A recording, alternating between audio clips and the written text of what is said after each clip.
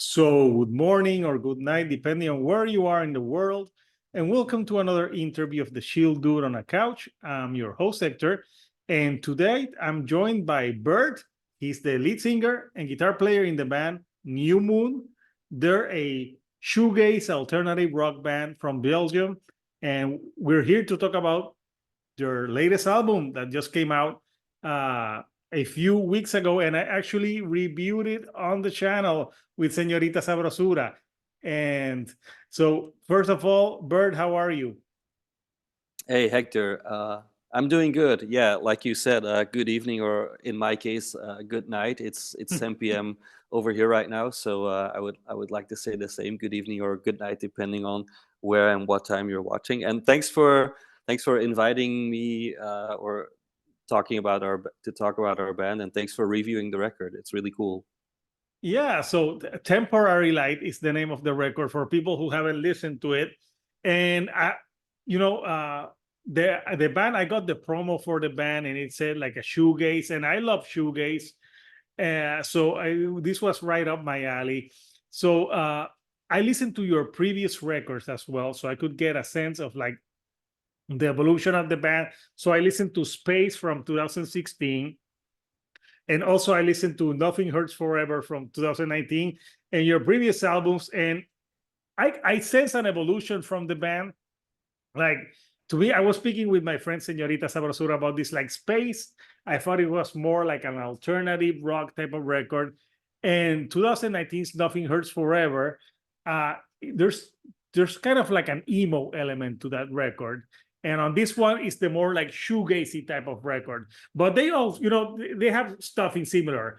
How would you, Bert, how would you say like first of all, for people that don't know Newmoon, tell us a little bit about, how the band, the formation of the band.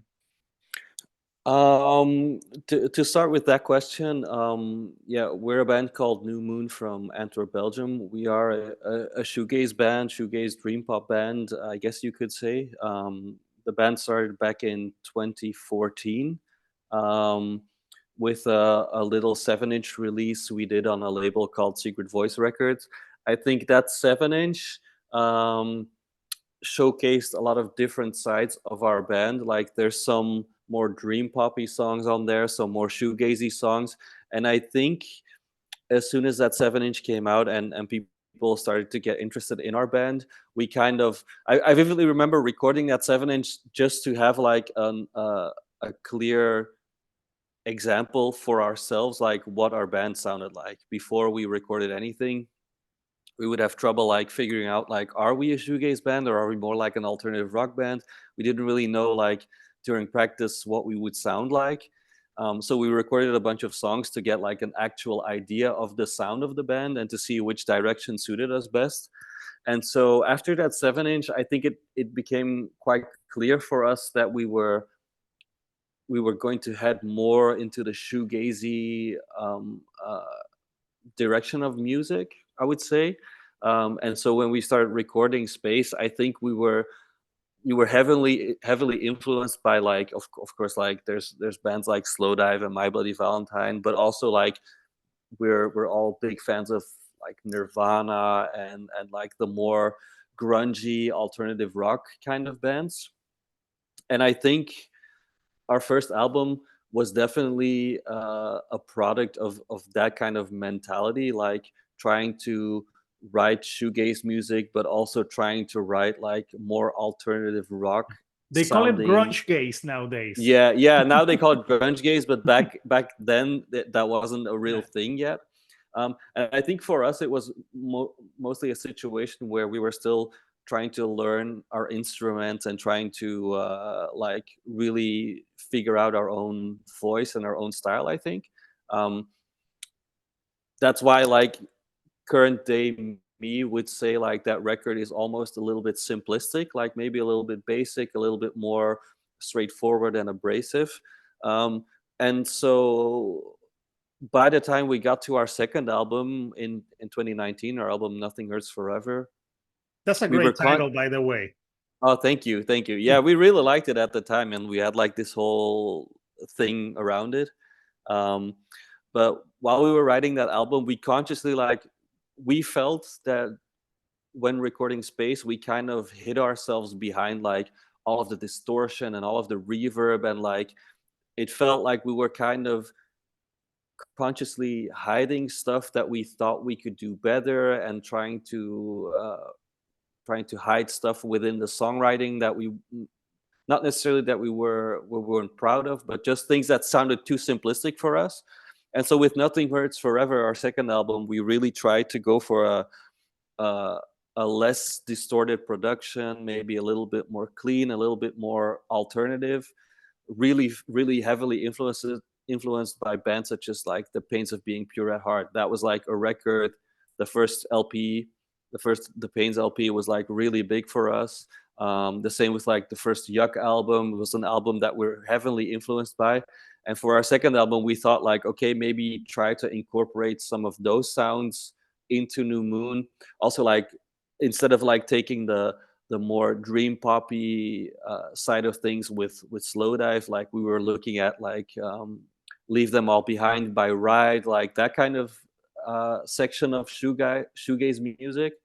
Yeah, Right's a band. I actually did a review recently that's gonna go up for their last album with Señorita Sabrosura and Yeah, Green yeah, Man. Yeah, yeah, and it's a band that we all, as a band, like we also really like, but it felt like, oh, maybe we could try and turn ourselves or turn New Moon more in that kind of direction, um, which I think in the end kind of worked out for us. The record itself, we have a kind of a weird relationship with that record because it came out at the end of or it came out in 2019, I think. um, and right when we started or when we were supposed to start touring for that album quite a lot, like yeah, the pandemic just started. I vividly remember we were supposed to play this festival in Liverpool, I think, that Ride was actually headlining. The weekend lockdowns came into effect in Europe. So we were like, the Friday when we were supposed to leave, we were like watching the news, like, okay, is it still okay to leave? Can we still get back? And that kind of stuff. So I think that record never quite really hit because we weren't really able to play shows on it and tour on it that it's much. just a And bad so timing that happened to most bands at the time. yeah, I think there's like hundreds, if not thousands, of bands that have a similar story. And I just think for us, like we never were able to really connect with the record after it was recorded because we never really played those songs live. Yeah. Um, Maybe it's not because maybe when you listen to that record, it brings you like memories of what happened. And then yeah, like that happens to me sometimes. You love a band, but let's say there's this song you love, but someone breaks up with you and then it's ruined. yeah. I think it's a very fair comparison. Like I honestly feel like if we would have gotten more time to play shows with that record, there would be like specific songs that maybe like we would grow really attached to because they work really well live. But just because like yeah, it just felt like the record came out and then everything kind of stopped for us. That's literally the feeling that we had. Um, so I don't think we ever really grew attached to that album. It's funny because people keep bringing it up to us and they're always like, "Oh yeah, I really enjoy that record," and they think it was like a really nice change of pace from what we were doing on Space. But for us, it's always like, "Yeah, we like it, but not that much." Um, so I kind of feel like that kind of transitioned us into Temporary Light, our most recent album, which kind of has a longish backstory. So after Nothing Hurts Forever came out, and then the pandemic hit, we did like a few of those like COVID shows here and there, but not really all that much because it just like it wasn't really our thing. It felt like our music didn't really translate to like yeah, like crowds that needed to be seated or like crowds that needed to be like spread out and stuff. It just felt really weird for us. So I think we only played like between 20, let's say like the start of 2020 and like the end of 2021, or I should even say like the start of 2020 and up until just a few weeks ago, we only played like maybe 4 shows throughout the entire period, because by the end of 2021, we had played a few of those shows in between lockdowns, but then our previous drummer decided to leave the band just because of like conflicting time schedules and family stuff, and like it kind of felt like the band was kind of going into hibernation in a natural way anyway. So he was like, I think I'm gonna like leave the band because we're not really doing anything, and I don't really know if I'm gonna have time to like really be part of this in an active way. Um, so at the end of 2021, we were basically like, it was just the four of us left in the band, and we talked a little bit about how we would see the future of New Moon and if there was still stuff left for us. And there was just this feeling that there was like some creativity left that we really wanted to explore, and some of the ideas on space that we at the time couldn't Maybe really flesh pro- out because yeah, you're yeah, more in yeah, tune now as a band.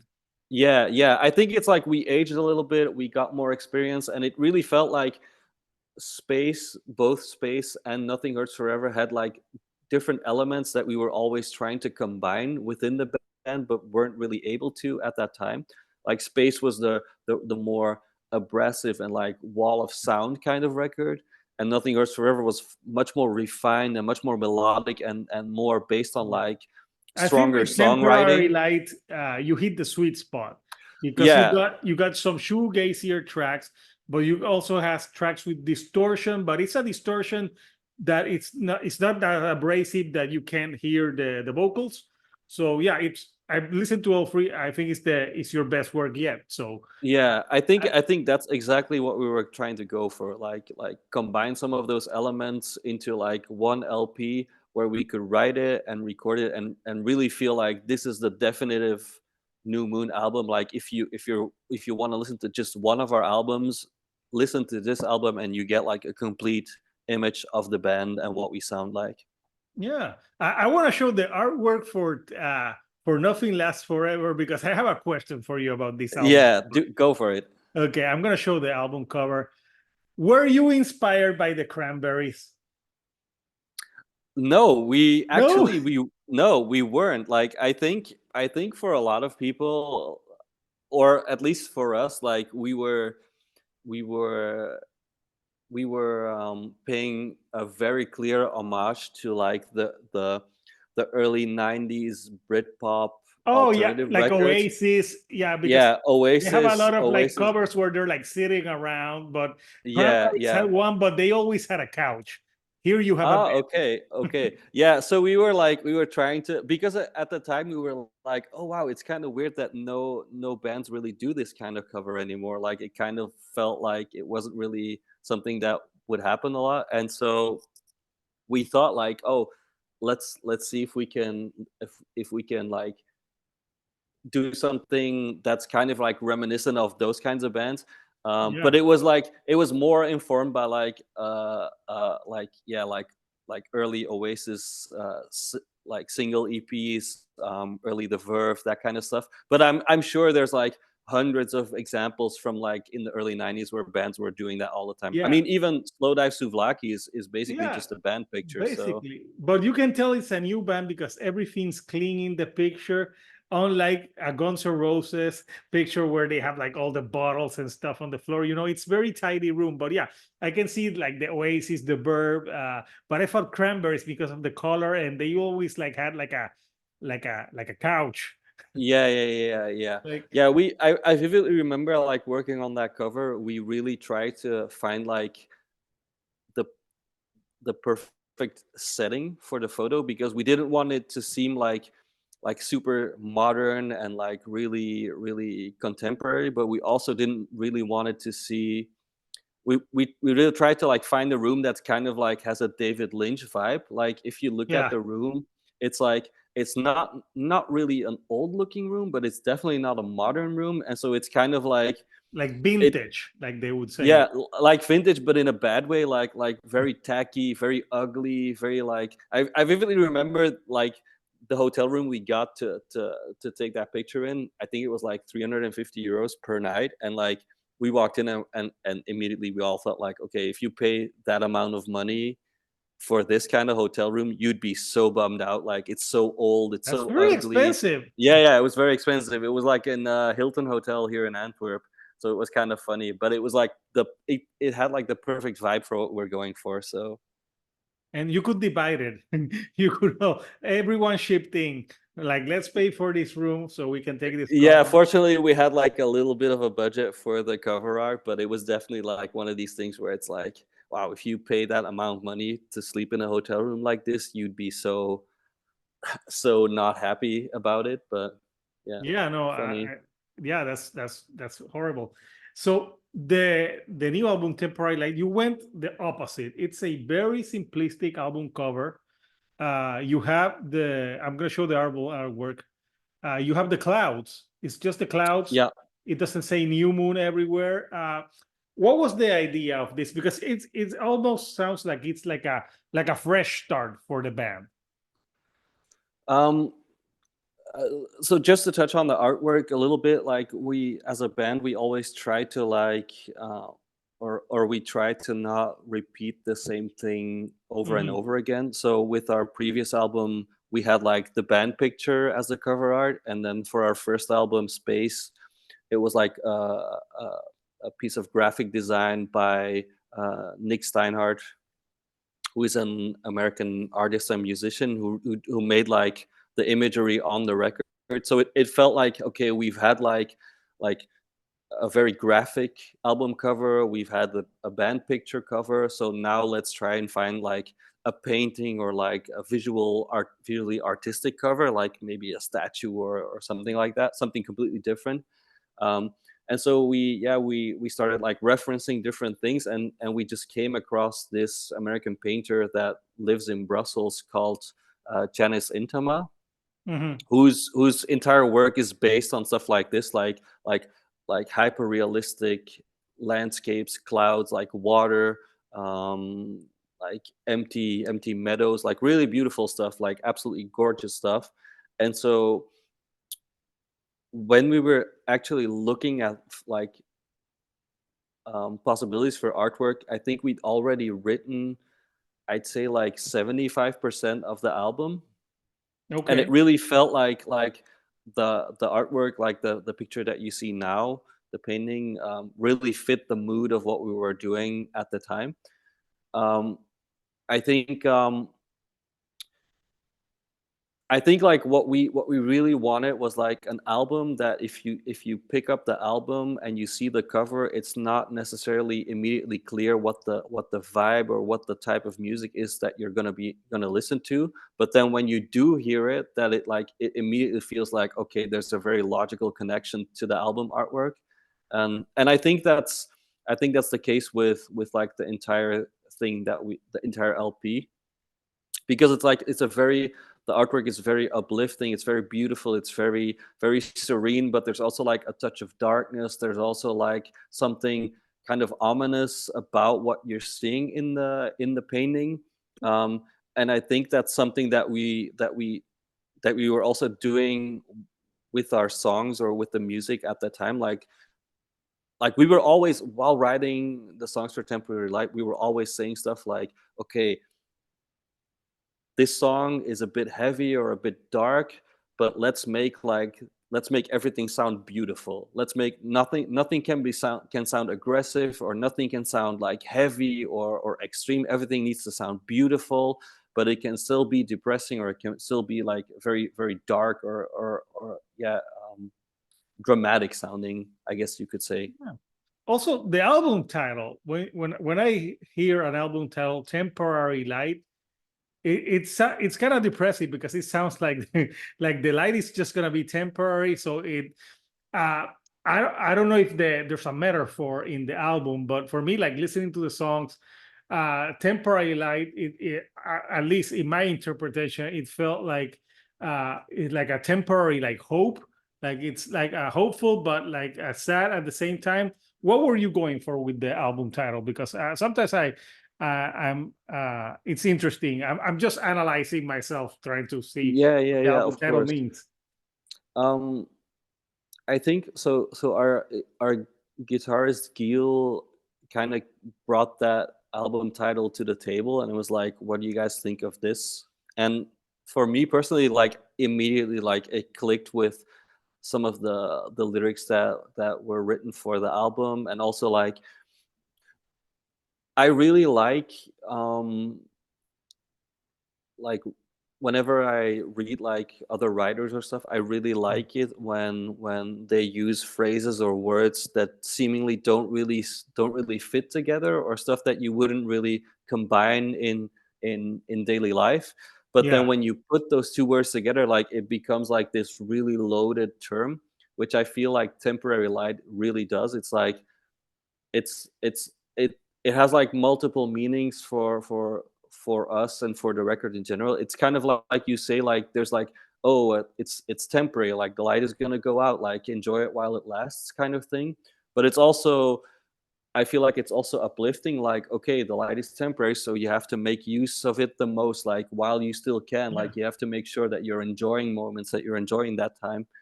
And I think that's kind of like an underlying theme that runs throughout the entire record.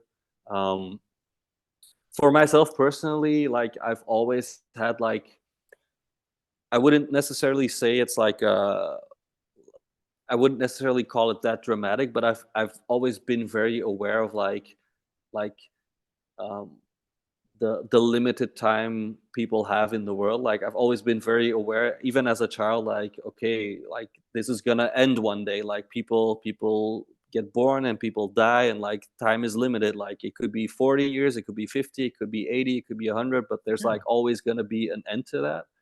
Yeah, I think the And I title can represent a lot of things. It's a yeah, title, yeah, and so with that in mind, it was like, oh, the record kind of represents that. Like, and for me personally, I would consider the record more represents like, okay, if you know that you have limited time to do things in this world, then you have to make sure that you spend that time doing them well, like treating other people nicely, or spending time with your loved ones, or trying to create like art that people resonate to, and don't spend that limited time like being an asshole, or talking down to people or abusing people. Like it just, in my mind, that doesn't make or sense. Like fighting with strangers on the internet. yeah, yeah, or even that, like it, like if people would if someone would tell you like, okay, you have 5 days to live, like would you really spend those 5 days like, yeah, fighting with people on the internet about like what is or is not shoegaze? No, you would be like, you'd be spending 5 days doing things you love. And I think like maybe people should look at life in that light a little bit more. So Yeah, no, it's a great. Guys have great album titles. So I know that this album was mastered by Simon, right? Correct me if I'm wrong. From Slowdive. yep, that's That's correct. huge. When I saw that, I'm like, yeah, because you know he gives it like a sound. Tell me what it was like to work with him on this. So when we started writing the album, or I should say when we were like booking studio time and stuff, we made like a list of people that we wanted to work with. And yeah, pretty much on the top of that list was Simon, where it was more like this thing where, okay, let's just send him an email, and maybe he's interested and maybe we can work with him. And if not, then at least we sent him an email, and like we know that it's like it's not going to happen for us, or and It's then gonna we appear like red. yeah, yeah, and it's like, okay, then we can move on and like find someone else. But just like one of these things where it's like you just send an email and hope for the best, but don't expect like anything really to come of it. And yeah, I think Simon was on board pretty quickly, to our surprise. Like he was immediately like very open, very approachable, and he seemed interested in the project. And yeah, when we locked it in, I really remember like getting the first mixes from the studio and being so nervous about sending that stuff to Simon, because it was like, okay, this is like one of our all-time favorite musicians from one of our all-time favorite bands. He's gonna hear our music, and like, is he gonna like say anything about it, or is he gonna just gonna send us the files, or is he gonna like try and talk to us about what we like, stuff that we could do? It was just like this whole like, you make up scenarios in your mind about what's gonna happen or what's not gonna happen. But he was very, to our surprise, he was very involved in the entire process. Like he really gave his opinion and his thoughts on what he should do with certain things on the record.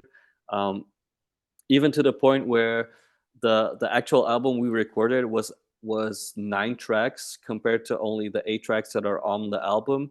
Yeah. And we ended up having to cut one of the songs from the LP because of runtime problems. Like, the 9 songs couldn't fit on one LP. So after some discussion, we decided like to drop one of the songs.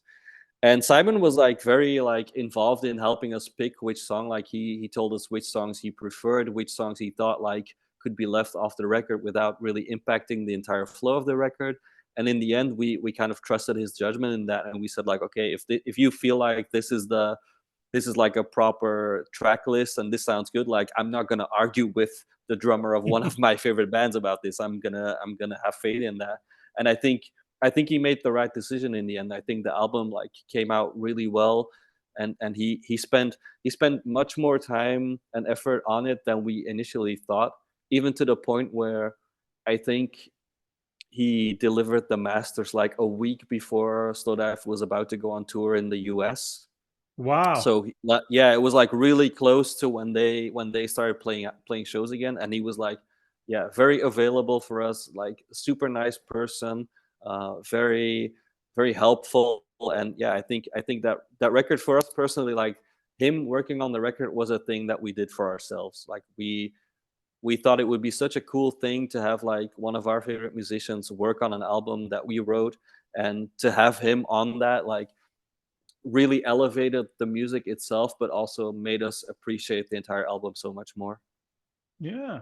Maybe for the next record, if you want a more like grunge case sound, you can have Steve Albini. Like that would be awesome too. To have like the Steve Albini sound. But yeah, so they say never meet your heroes, but you actually met your hero, and he turned out to be a nice guy. Yeah, I mean, we haven't met in person yet. Slowdive is playing here in a few months, so hopefully we can have a little chat then. But Yeah. he was so nice and so involved, and like much more than we ever expected. So we're I don't think we can ever repay Yeah. what he did for us on that record. Yeah, and you talk about the flow of the record. Yeah, this is a great. There's a great flow to these 8 tracks in the 41 minutes.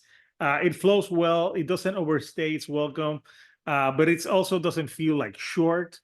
So it's a great wrong time. So let's talk like some of the tracks from the album. For me, I know I reviewed the album, but I really my favorite tracks from here. I like Fading Face, I like Eternal Fall, Senorita Love Still, and Through the Glass. And I thought like also Crazing was great.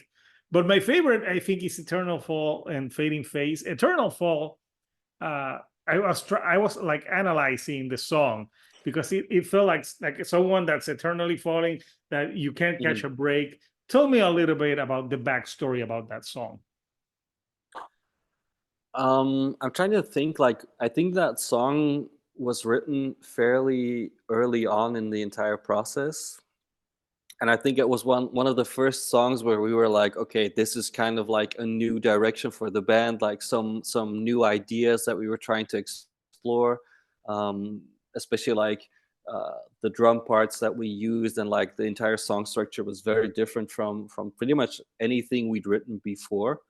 Um, and it's funny because for the longest time, that was one of the songs where I personally didn't really know what to think of this song. And the other guys in the band, they were like, "No, this song is great. Like we have to figure this out, like, because this song has to go on the album." And it opens the album. Yeah, and like by the time we got to the studio, like I think I kind of came around to like, okay, yeah, this song like it can work, and we can put it in the front of the album to be like an introduction, and we can like release it as a single before the album comes out to like really give a sense of like the the various types of songs that we have on the album. And I think for the song itself, like um what it represents is like there is like a floatiness within the song, like a Mhm. type of weightlessness, which is always like I don't know. This sounds so weird because whenever we're talking about the songs that we're making, like we usually talk about stuff like the weight of the song or the texture of a song, like really abstract things. But I feel like that song really does kind of represent that feel of falling and like of weightlessness and like being lost, but not necessarily like in a place, but more in like I don't know, like a very general sense. Um, That makes sense. and yeah, and lyrically, like it also connects to that a lot. And I feel like in some weird way, it also captures like the entire vibe of the album in one song. Like there's like tiny bits within the song that you'll be able to find like in other songs as well. Like there's really heavy parts, there's like really dreamy melodic parts, there's like really like almost more ambient parts, and then there's like more like traditional new moon parts, I guess you could say. Yeah, Yeah, it has a I little think bit it's a of real everything that you guys do on one track, and I yeah, think that's yeah, smart to have it as the opening track because yeah. you're giving the listener a taste of everything that the band does. Yeah, yeah, exactly, exactly. So I think we've all come around to it, like, and we start really liking the song much more throughout the weeks that have gone by. Like that song is like that's a really I think at this point I could say that it's one of the best songs I think we've ever written. Even though while we were writing it, I wasn't completely convinced that it was that good, but yeah, Yeah, that happens. Sometimes you can be hard on yourself. And Finding Face, I like it because that one has more of that grungier element that we were talking about, especially there's the guitar part with the distortion. And I like the music video. I think you guys are in a pub. You guys are sitting somewhere or you're walking around. I'm guessing it's Antwerp, but I don't yeah, because yeah. I haven't been there. Yeah, yeah, that's yeah, that video was super cool because it was shot by some friends of ours who did a really good job. Um, yeah, we basically made like a video of like one of those, or the idea was to have like a visual diary of one of those evenings in the city where like you don't really know what's gonna happen and what's gonna come next, and like if like you go out and oh it's Friday night, like it's gonna be so much fun, and like I'm gonna see all these people, I'm gonna enjoy myself and blah blah blah.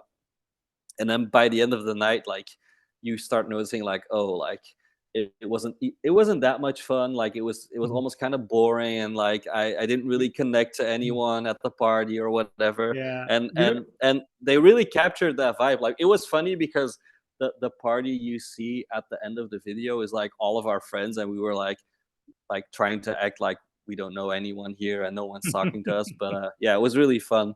um Yeah, but it's funny when you're mentioning that. I don't know why I got in my head that Oasis song, "Cigarettes and Alcohol." Like I was going to get some action, and all I got was cigarettes and I alcohol. never thought of that, but that's actually a very good yeah, that's a very good call. I never really thought of it that way, but it's yeah, it's it's funny It, because it would it's have like to a be updated. Now it would say like vaping. vaping and alcohol. Yeah, Yeah, yeah, yeah. because It's I nobody, guess yeah, smokes cigarettes anymore. no, I guess yeah, I guess it's kind of like a similar thing. It's just like one of these things where we're like, oh, that would be like a fun kind of idea, and then yeah, our friends from here in the city helped us create that video. It was a lot of fun. Um, yeah. Yeah. So what's your process when you're like writing lyrics for the album? Like, do you guys first work on the music, or do you work on do you have like ideas? Um, Generally, for us, the music always comes first. I have like a little notepad where I write down like interesting words or ideas or phrases that I see, um, that I feel like, oh, this could be like a good jump off point for a lyric, or this could be like a cool sentence within a lyric or an album title or even just a song title. Um, but generally, like, we like to finish the music first before I start writing the lyrics.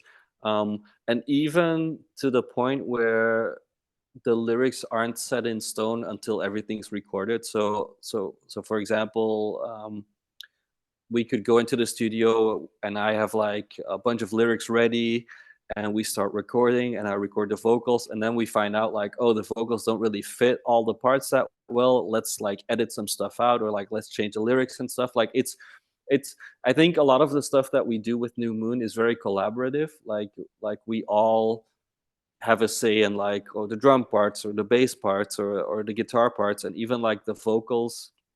Like when I'm for example, when I'm recording vocals in the studio and the guys are like, "Oh, I don't really like this," or "I think we should change that," like we're always like puzzling and trying to, yeah, just get to the best possible result.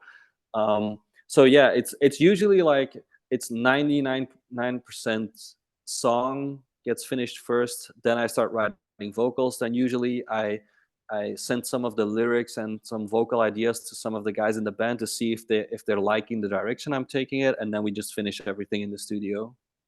Yeah, no, sounds just about right. So I know you guys. The album has been out just a few weeks now. You do you have some shows planned? What's next for New Moon? So actually, we at the point of recording this, we just played our album release show in Brussels, and we played a show in Paris last week, which both were really, really good. The Brussels show was our first show in 3 years, I think. Wow. Um, so it was a very nice, like, yeah, I would say like almost like a comeback stage show or whatever you would call it. Like we we felt like really driven and really hungry to get back on stage, especially with the new music. So it was a really nice way to introduce the new songs to the people.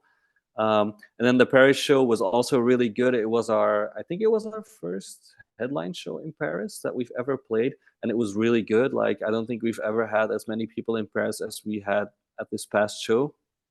So it was really, really good.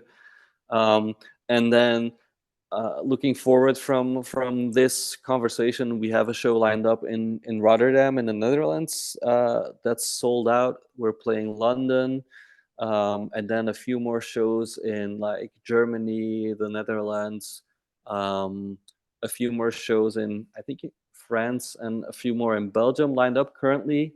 And we're looking at like adding more, just because we really feel like, okay, the best way for us to get the record out there is just to play and to have people like discover the music live, which has been working quite well for us like in the past The few best weeks. way So to listen to music is live.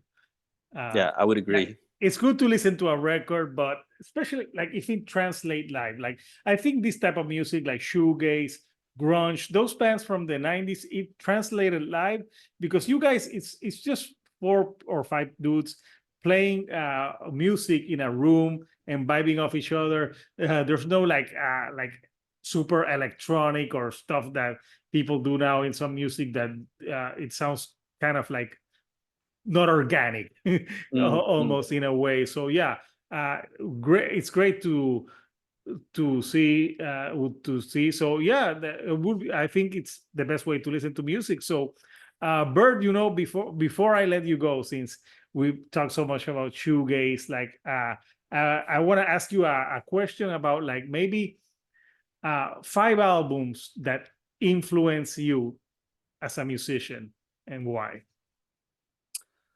Oh wow, 5 albums that influenced me as a musician. Um, just in general, I like of In all general, they time. don't have to be shoegaze albums, just Okay, albums. okay. Wow, this is such a, you should have told me beforehand, because I could, Yeah. if you would ask me this question in like 10 minutes, I would probably give like a completely different album. Yes, Um, I like to keep them on the toes. So yeah, yeah. Okay, let's see. So I think I would have to, and this is gonna be maybe like an oddball, but I think I would have to start with like um maybe like just a Bruce Springsteen record. No, Um I I wasn't would expecting that. Yeah, I would like at this point I would say like it's probably like Darkness on the Edge of Town, but it could be basically like it could be basically any Bruce Springsteen record because my dad is a really big Bruce Springsteen fan, and I vividly remember like as a kid sitting in front of the stereo with like my dad's CDs and record collection in front of me and like just picking out stuff and putting it on and like listening to different kinds of things. And I wouldn't necessarily say I liked it when I was a kid, but it was like Bruce Springsteen was like this thing that was No always one likes around. your parents' music when you're a kid. Yeah, yeah, and it was just like he had so many of his albums, so it was like, oh, and oh, this album has like a guy with an electric guitar on the front, like it must be cool, and yeah, that ended up being like the Born to Run album, and so I would say like I think those kinds of albums definitely put me in touch with like guitar-based music in general, and it was Mm, only like until years later that I like actually started listening to Bruce Springsteen consciously. But I would say like, okay, at that point, like maybe those records were very influential in me like getting an interest in guitar music. Um, for a second album, I think I would say um, it's probably NoFX Punk in Drublic. Like nice. when I was younger, me and my friends and like some of the guys in New Moon, like we all met through skateboarding and like of course punk rock and hardcore music is a big part of skateboarding. And It is. yeah, NoFX was one of those bands that was just like everyone, like all of my friends, we were all really big into NoFX. And yeah, Punk in Drublic was just like one of those albums that I picked up and I listened to it over and over and over again. And to this day, like I feel like I can trace back a lot of my musical interests to that record. Like it got me into hardcore, it got me into punk rock, it got me into like even like stuff like alternative rock because of what they were talking about or like reference that they would make. Um, so I think that's like definitely like an like a good pick. Um, I think for like a third record, I'm gonna have to include a shoegaze record. No, of course. And I think I would pick My Bloody Valentine's Loveless. The Um, classic. Yeah. yeah, absolute classic. Not necessarily like my favorite shoegaze record of all time, but just because I vividly remember hearing that record for the first time and being completely turned off by it. Like the just the first minute of that album sounds so like different from like alternative rock or hardcore or punk. It sounds so crazy. It just sounds so crazy even to this day. Like I think if you put on that record for people that have never heard that band ever, they would feel like this is just crazy music. Like why do the drums sound so weird and why do the guitars sound so out of tune? And like I just remember like I put it on because people were talking about this record and I put it on and it was like, damn, I don't like this at all. And then like a week later or something, I was like, okay, I'm gonna listen to this again because people keep talking about it. And then like slowly I really got into the album to the point where it's like you kind of start like getting through all of the effects and all of the distortion and you just hear the songs and like the songs in themselves are like really catchy and really beautiful songs. So I think like just I just vividly remember the first time listening to that album, and that had such a big impact on me that I have to include it. Um, oh man, I'm trying to think like I listen to lots of different kinds of genres, so I'm trying to like Yeah. go by genre and to see like okay, which record should I pick from a certain genre. Um, Oh, I think another record that really made a big impact on me was Black One by Sun, which is like the doom Yeah. metal. I've listened to Uh, them. Yeah. ambient band. Just kind of like because it had a similar effect on me. Like it was just so different from a lot of the music that I was listening to at the time, and it really opened my mind to like ambient music and more experimental or challenging music. Um, and like what that record did for me was like really showed me like, okay, like music can be a vehicle to give an emotional response. Like it doesn't have to be beautiful, or it doesn't have to be something you can dance to. It can also be something scary, or something like ugly, something like really uncomfortable, for example. So I think that's like an album that I've like revisited a lot in the years since I first hear it, which must be like, I don't know, like 10 or 15 years ago. And the album still like has a lot of moments in it where I think like, wow, this is so different, for especially for what was going on at the time. Um, and I think if I have to pick one more album, I'm actually looking at like my records, my record collection is on the right of me, and I'm trying to see like, oh, is there something important that I'm forgetting? Um, I'm trying to think. It's not that easy Ye when you narrow it down to five. No, it's not that easy. So I'm trying to like make a nice representation. I think another record that's really important to me, I would say, is um, maybe the first, or like the first few.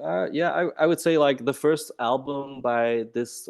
There's an American hardcore band called Touche Amore. Oh, I Um, know who they are. Yeah. Yeah. So their first album is called "To the Beat of a Dead Horse," and the reason why I would say that record is important to me is because when that record came out, me and our other two guitar players, we were playing in a hardcore band, and we actually ended up. We were really big fans of what Touche Amore was doing at the time, and we ended up playing a few shows with them, getting to know those people, and Oh, that's awesome. like really connecting with them. And the funny thing is, when that band, when we stopped playing with that band and we started New Moon a few years later, Jeremy Bolm, the singer of Touche Amore, was actually one of the first people to like get in touch with us and was like, "Hey, I really like this kind of stuff. Maybe I should put out a 7-inch for you guys." And so we ended up, like, the first three songs that we ever wrote, Jeremy released on his label as a 7-inch, and that's basically what kickstarted like New Moon, as like, okay, we're gonna take this band seriously. Like we're releasing an actual Yeah. record. We're gonna start playing shows. People wanna come see us. We can like maybe do some touring. And so whenever I think of like the start of New Moon, I always have to think like, okay, if I never like if we never met Jeremy through Touche Amore, New Moon probably wouldn't have existed as long as it has, or maybe even like, yeah, maybe we wouldn't ever have written like a record, or Yeah. played shows or go on tour. And I think like still to this day, like Jeremy, to me personally, is like one of the main reasons for New Moon existing. Um, so I think like that record is very important on a personal note. Like if I'd never heard that record, I would have never like known about their band, and if I never would have known about their band, I would have never met them, and if I never met them, like they would have, like Jeremy wouldn't have ever released our first 7-inch, and then New Moon would be a very different band from what it is now. So I think that's going to be like my fifth pick, Yeah, just because it of has like, to be, man. yeah, Like yeah, it's actually like that's some a like Back to the Future, like connection things. Like what if we never, you never know. Like it's all about connections. yeah, yeah. And like it was also like just so natural, and like it just seemed so obvious to work with him for that record. And like ever since, like anytime we release anything, like I send it to him, and I'm like, I'm always like interested in hearing what he thinks or what he's working on. And so like, yeah, I think it's difficult for me to properly express like my gratitude towards Jeremy for doing that, and I don't think he fully understands like the extent of impact he has had on my life. But yeah, I think that record is like definitely like like one of the five most influential albums on my life. as a person, for sure. Awesome, great list, and very different all the albums. So yeah, it's good picks, and yeah, I know Tochi Amori too. So yeah, that's great. You don't never, if you would never done that, you wouldn't know if the band would be where it is now. So, Bert, again, I want to thank you for taking some time of your night to shit with me, chat with me. I said chat with, I said shit, chat with me. People will be like, Yeah, what are they doing? No, we're chatting. No, yeah. I was gonna say chit No chat. shitting, no shitting. There's no shitting going on the couch to chat with me, about New Moon, Temporary Light. Great record. That if you like all the bands that we've been discussing, shoegaze, alternative rock, check out the album. They're gonna be on tour soon through Europe. So if you're in Europe, go catch them. If you're in Puerto Rico like me, then you're screwed. Maybe someday, hopefully someday. Maybe someday, or maybe I'll be in Antwerp when you guys are playing, and I'll go catch a show. Yeah, always Uh, welcome. yeah, so I'll put the link for people who wanna like get the pre-orders, get the vinyl, get the music. I'll put the links for people who want to buy the physical. So anything you like to say to the fans before we go, Bert? No, just thank you, Hector, for taking the time of your day, and thank you for the review. We were really impressed and really pleasantly surprised about that, and to see our record or our music resonate with people out there. Thank you to everyone who's listened so far. Like, we've been getting a lot of like messages and stuff about people listening to the record, which is beautiful to hear. Like, we literally didn't expect uh, anyone to really care about this album while we were writing it. It was just something that we wanted to do for ourselves, I just think that's so why it connected with people. I You can yeah, I tell think when bands, like if you're a band that you're catering too much. No, but you can tell that you did it because you love the music. yeah, and to see that it actually, like, that people are responding to it in that way is like, is yeah, it's probably one of the most special and unique feelings, like a musician or someone in the arts could feel. So we're really grateful, um, yeah, for everyone that's listening and that's like interested in keeping up with our band, or to see what we're gonna do next. So thank you all for your time and attention.